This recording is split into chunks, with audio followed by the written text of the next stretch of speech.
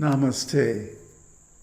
So in the previous video, we showed the Siddhalakṣmīstotram puja, a homa in South Indian terminology, or havan in North Indian terminology. It means a fire sacrifice. And the basic principle of a fire sacrifice is that the sanctified fire becomes the mouth of God. And then various offerings are made like that. So in the particular homam that we did, the offerings, besides ghee, which is the usual offering, we had a mixture of 108 sacred herbs. These are all Ayurvedic herbs. So this one was specifically done for health benefits, but of course you can ask for any kind of benefit in the sankalpa section in the beginning. But even before the sankalpa, it begins with obeisances to the gurus. ajñāna-timirāndhasya jñānāñjana-śalākayā cakṣur unmīlitaṁ yena tasmai śrī-gurave namaḥ. That of course, the first opening syllable of any Vedic sacrifice is aum. But here, aum represents the superconsciousness, self-realization, turiya, nirvana. Now, there's so many names. But what it really means is that root of consciousness which transcends all duality. And this is the self. This is who we really are. We are operating in the Advaita view. So even though we might be doing something that's normally regarded as karma yoga, which this Siddhalakṣmī puja actually is, but by invoking aum right in the beginning, it puts it on the transcendental platform. So this is our aim. We want to realize this state of consciousness beyond everything. Ajñāna. In the beginning, we are ajñāna. We have no jnana. Jnana is sometimes translated as knowledge, but that's not very good, because the tendency is for us to identify knowledge with words and symbols, concepts, and their meanings. And that won't do. Jnana is an experience, a direct perception of the transcendental truth, a direct experience, of non-duality. And this is really our aim. This is what we want. This is why we're doing all this puja, sadhana, studies, and so on. Simply to get that experience. And of course, there are different flavors and different forms that experience comes in, and there's various different terminology and nomenclature. But for any school, for any path of self-realization, the aim is that transcendence. And in the beginning, we don't have it. We don't even really have a clue what it is. But we know that we're suffering. That we know. Ajñāna-timirāndhasya. Timirāndhasya means the darkness of ignorance. Our eyes are blinded by darkness. Our inner eyes especially. Because we don't know what is the transcendent state.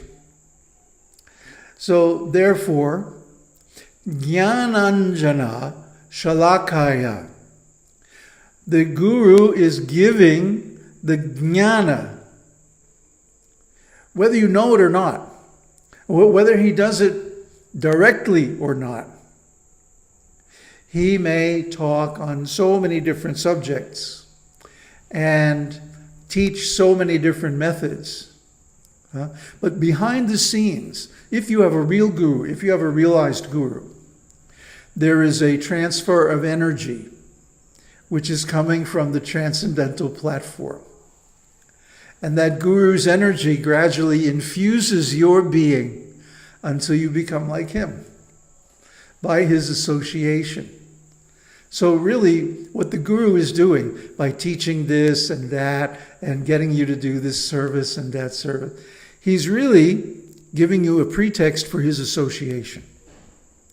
And it is by that association that the guru actually transfers the knowledge, jnana, the experience. Because you see him and you see his consciousness and his experience, which is connected with transcendence, which is the real meaning of yoga. Yoga means to connect the individual with the supreme. Cakṣur unmīlitaṁ yena. He opened my eyes. Cakṣus, eyes. Not only these eyes, but the inner eyes. So, as Jesus said, when one's eye is single, it is full of light. So the outer eyes are duality. The inner eye is single, non-duality. So when we come to open that eye, then we see everything is full of light. And we are that light. This is the great secret. But in the beginning, we have to worship God because we're not on the highest platform. So, tasmai, therefore, śrī-gurave namaḥ. I offer my obeisances, falling flat on the ground at his feet.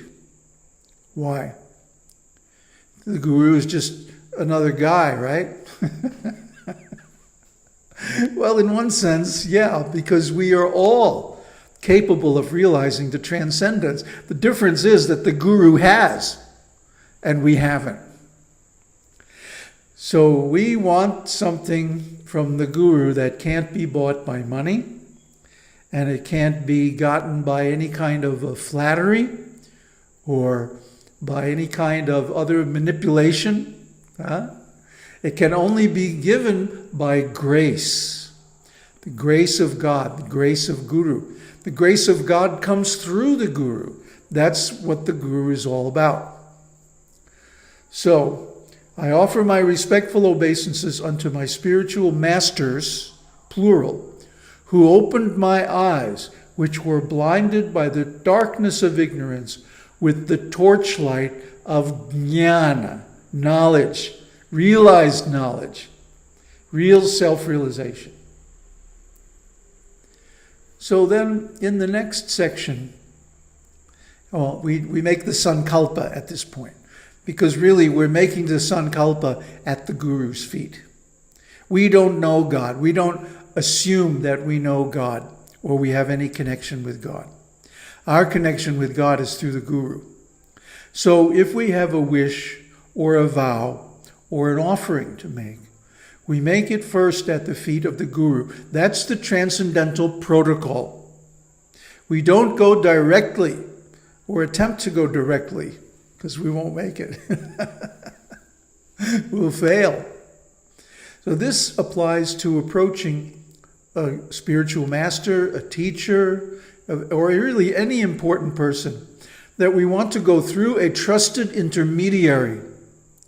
If you want to meet an important person in business, in politics, in religion, in any field, it's better that you don't go knocking on his door. Hi, I'm Joe Blow from Kokomo. Who? Get out of here. But that you come as a guest of a trusted person who can introduce you. See, it's not what you know, it's who you know. So if you know someone who is already trusted, an insider, who has some personal relationship with the Guru, and therefore with God. You rely on that person, that friend. That's a true friend, because he can introduce you. So don't go directly. Remain at the feet of the Guru in humility. And then what? Obeisances to Lord Gaṇeśa. Aum ganādipataye namaḥ. I prostrate before the Lord of all creatures, all alphabets and other symbols. Ganapati or Ganesh deals in knowledge. He's the Lord of knowledge. You see, when we worship the Guru, you notice when I did the offerings to the Guru, I appended the Guru Mula mantra. Añ-gurave namaḥ. Añ is the root or mula mantra of knowledge. So we get knowledge from the Guru, therefore we worship him with Añ. But for Ganesh, we use the mula mantra besides Aum, Gaṇ. That nasal termination has to be there, don't forget it. Gaṇ. Aum, Gaṇ. Ganapataye namaḥ. Not only Ganapati, Ganādipataye. He's not only the master and ruler of all people, Gana. And he's not only the, Gana means, the best translation of Gana in English is gamut. A gamut means a range of things, like a range of colors. The visual gamut is the range of colors visible to the eye. Or similarly, the gamut of the alphabet are all the symbols, including punctuation and typography and layout and so on, that are used to communicate in words. So Adi means all, everything, and so on and so forth, ad infinitum. So he is the master of all people, all words, all symbols, all knowledge, whatever. If you want any knowledge, if you want to gain any skill, the best way to proceed is to worship Ganapati. Ganādipataye. And of course, nama also means bowing down. The power of obeisances is really unmatched by any other kind of service. Because simply by offering respect, the Guru or the God becomes obligated. I mean, to the extent where in the old days, the kshatriyas, the warriors, used to be fighting on the battlefield. And of course, their code of honor was to fight to the death. But if for some reason the opponent who is losing doesn't want to fight to the death, he can make obeisances, dandavats, on the ground. And then the winning kshatriya was duty bound to excuse him. You know, maybe he has a young wife and children at home.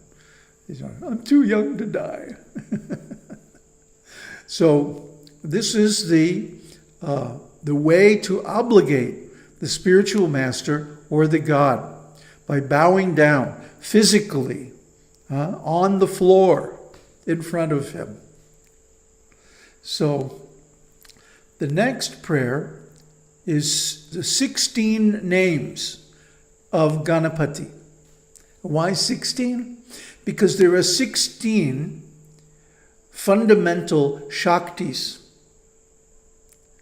And these 16 go in all directions. If you look at our Shri Chakra, or Shri Yantra rather, you will see it has the names of all of them in the various directions, the 16 directions. North, south, east, west, and so on. So these 16 names correspond to the 16 Shaktis, who are all his mother. Sumukhaś ekadanthaś kapilo gajakarnakaḥ, lambodaraś vikato, vighnarāja vināyakaḥ. Obeisances unto the Lord with an auspicious face, the single-tusked Lord of dark red color, with the ears of an elephant, with a round hanging stomach, with a jovial disposition, the controller of obstacles and the chief remover of obstacles. So all these names are wonderful. Elephants have a very striking face. They don't look like any other animal. And actually, you can look at an elephant's face for a long time and not get tired of it. Elephants are really cool. They're very intelligent, extremely perceptive. And of course, they're famed for their memory, that they know many old ancestral places of their tribe. And they go back and visit those places again and again. And the single-tusked Lord, he has one tusk. If you ever see a picture of Ganapati. Why? Because Vyasadeva wanted to write the Mahabharata, and he had no one capable of keeping up with his dictation. So Ganapati volunteered, but they were up in the mountains. They didn't have anything to write with. So he broke off his tusk. And then he began to use it to write. And so they had an agreement. They had an agreement that Vyasadeva would only stop dictating if Ganapati had to catch up with the writing. Otherwise, he was just going to keep speaking and speaking and speaking. He was so powerful. He could speak all these perfect Sanskrit verses like a flood. So anyway, Ganapati has one tusk, and of a dark red color, just like his mom, Ambal.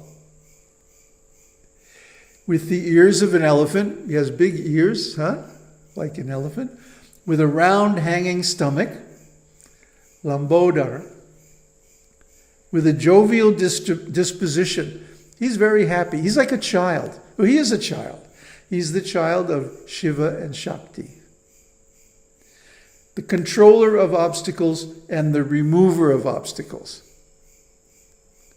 So sometimes he will create an obstacle, and sometimes he'll remove it. This is his mercy. In either way, he's acting for your benefit. Those are the first 8 names. And now the second 8. Dhūmaketur Ganādhyāksha Phalachandra Gajanana Vakratundo Surpakarno Herambo Skandapurvajaha, whose flag is smoke. Dhūmaketur. Dhuma is smoke. Because when we make a sacrifice like we did this morning, there's this wonderful smoke released. And it's very fragrant, aromatic. And because it's mixed with fine particles of ghee, it goes everywhere and sticks to everything. The whole house smells like herb smoke now.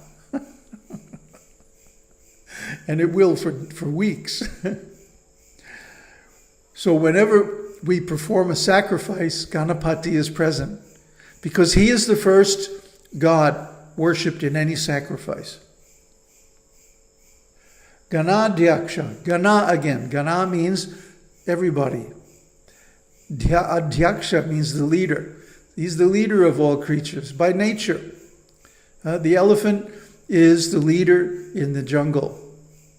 And so Ganapati is the leader of all creatures, just by nature.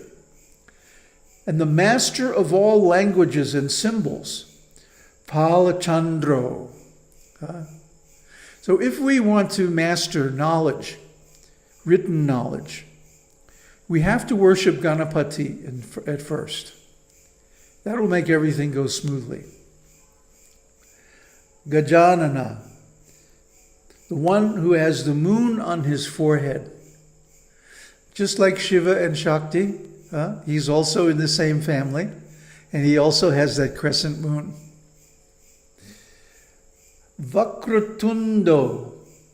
Vakratundo means he has a curved trunk. And when his trunk curves to the right, his right, this is very auspicious. If the trunk curves to the left, this is not so auspicious. So I always look for pictures and statues of Ganapati with his trunk curved or curling to the right. Good thing to know. With big basket-like ears. You ever see those baskets? In the old days, people used to winnow grain. You know, take the various coverings off of the grain in a big basket. Acts like a strainer, but it's a big, wide, flat basket. And his ears are like that, like winnowing baskets. Who is heroic like a buffalo? Herambo. Buffaloes, you know, you don't want to get between a buffalo and where he's trying to go. They're like a bus. Boom, you know. So they move slowly, but they are very firm. And then the elder brother of Skanda. Skanda is his younger brother, also known as Lord Murugan or Subramanya. So when we chant these 16 names, what happens? Then there's a little phala shruti, the result of worshiping. Whoever recites and hears these 16 names at the beginning of studies, at the time of marriage, while entering or departing a place, or at the battlefield, all their obstacles will be removed. Even the devas worship Lord Ganesha to receive the fulfillment of their actions. O Lord Ganesha, who has the power of removing all obstacles for his devotees, I prostrate before you. And of course our prayer here is, may he remove all hurdles and help us achieve full benefits of this stotram, this wonderful Siddhalakṣmīstotram. Om Tat Sat.